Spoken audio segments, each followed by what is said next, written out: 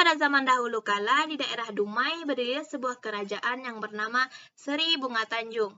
Kerajaan ini dipimpin oleh seorang ratu yang bernama Cik Sima. Ratu ini memiliki 7 orang putri yang dipanggil dengan Putri Tujuh.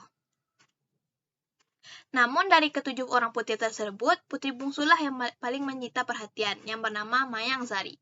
Mayang Sari memiliki tubuh yang mempesona, kulit lembut bagaikan sutra, wajah elok berseri, alis bagaikan semut yang beriring, rambut panjang yang mengurai. Oleh karena itu, ia dipanggil Mayang Mengurai. Pada suatu hari, Putri Tujuh mandi di lubang sarang umai. Kalian adik-adikku sungguhlah cantik rupawan. Kakakku Mayang Kemuning, kau memiliki rambut yang hitam dan panjang serta lembut. Adikku Mayang Lili, kau memiliki suara indah untuk bernyanyi. Mayang Mawar, kakak memiliki kebijaksanaan yang diturunkan ibunda. Karena asyik bermain air dan tak menyadari ada beberapa pasang mata yang memperhatikan mereka, yang ternyata adalah Pangeran Empang Kuala dan para pengawalnya. Mereka mengamati putri tersebut dari balik semak-semak. Pangeran terpesona oleh salah satu putri, yang tak lain adalah Putri Mayang Sari. Pangeran benar, mereka putri-putri dari kerajaan Seri Bunga Tanjung, Pangeran. Kata-kata itu terus terucap di hati Pangeran Empang Kuala. Rupanya, ia menaruh hati kepada sang putri. Dan ia berniat untuk meminang putri tersebut.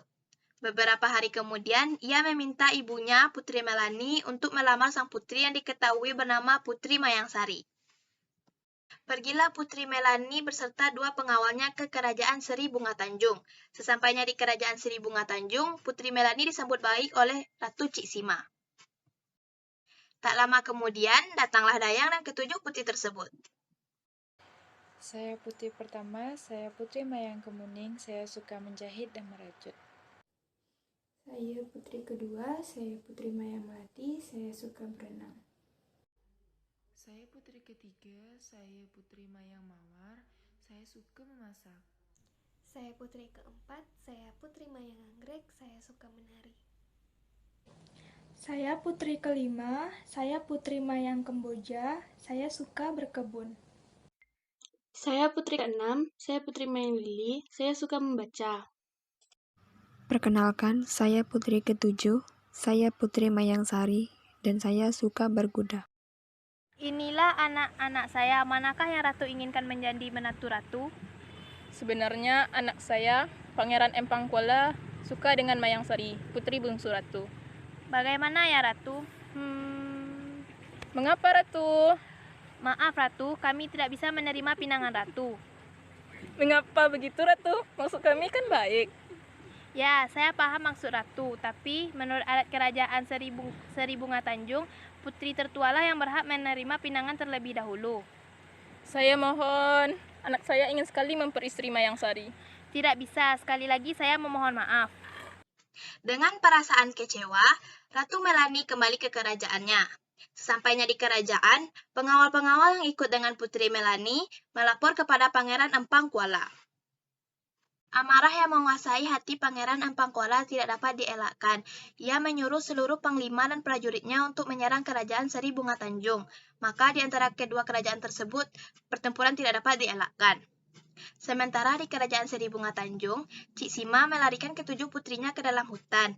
Ia menyembunyikan putrinya ke dalam lubang yang beratapkan dengan tanah dan tertutupi oleh pepohonan. Tak lupa, Cik Sima menyiapkan makanan persediaan untuk anak-anaknya selama 3 bulan. Putri-putriku, kalian harus bersembunyi di lubang ini. Untuk berjaga-jaga, ini ibunda telah menyiapkan makanan untuk kalian selama 3 bulan. Baik ibunda, kami akan bersembunyi di sini. Ingat, jangan keluar sebelum ibu kembali. Dan Mayang Kemuning, ingat, jaga baik-baik adik-adikmu selama ibunda tak ada. Baik ibunda, saya akan menjaga mereka. Ibunda pergi dahulu. Pengawal kerajaan kita sudah hancur, rakyat sudah banyak yang tewas. Agar tidak memburuk keadaan, saya perintahkan untuk menemui jin yang sedang bertapa di Bukit Hulu Sungai Umai untuk meminta pertolongan agar dapat mengalahkan pasukan Empang Kuala. Baiklah Ratu, saya akan melaksanakan apa yang Ratu suruhkan. Pergilah 2 pengawal tersebut ke tempat bertapanya jin tersebut. Sesampainya di sana, para pengawal segera menyampaikan maksud mereka datang. Permisi, jin yang sedang bertapa. Siapa yang mengganggu betapaan saya? Saya utusan Cik Sima. nak meminta tolong kepada jin untuk mengalahkan pasukan Empang Kuala. Utusan Ratu Cik Sima, baiklah, saya akan membantu kalian.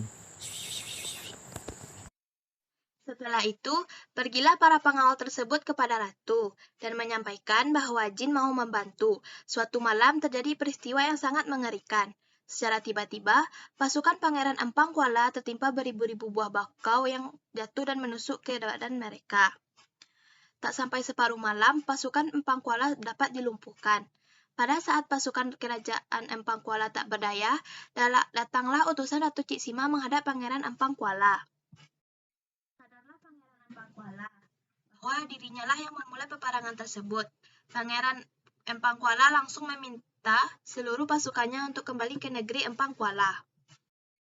Keesokan harinya, Ratu Cik Sima segera mendatangi tempat ketujuh putrinya yaitu di hutan. Alangkah terkejutnya Cik Sima melihat para putrinya yang tidak bernyawa lagi. Ternyata Ratu Cik Sima lupa kalau bekal yang ia siapkan hanya untuk 3 bulan. Sedangkan perang antara Ratu Cik Sima dan Raja Empang Kuala berlangsung selama 4 bulan. Kemudian karena tak kuat menahan kesedihan atas kematian ketujuh putrinya, maka Ratu Cik Sima pun sakit dan lemah dan kemudian meninggal dunia. Sejak peristiwa itu, masyarakat Dumai meyakini bahwa kota Dumai diambil dari kata De Umai, yang selalu diucapkan Pangeran Empang Kuala ketika melihat kecantikan Mayang Sari atau Mayang Mengurai.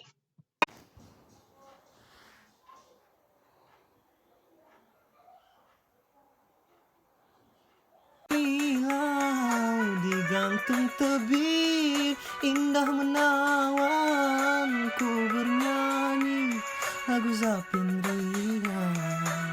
Semoga hadirin aduhai sayang jadi terkesan. Laksmana Raja di laut bersemayam di bukit batu. Hai hati siapa, hai tak terpaut mendengar lagu Zapin Melayu.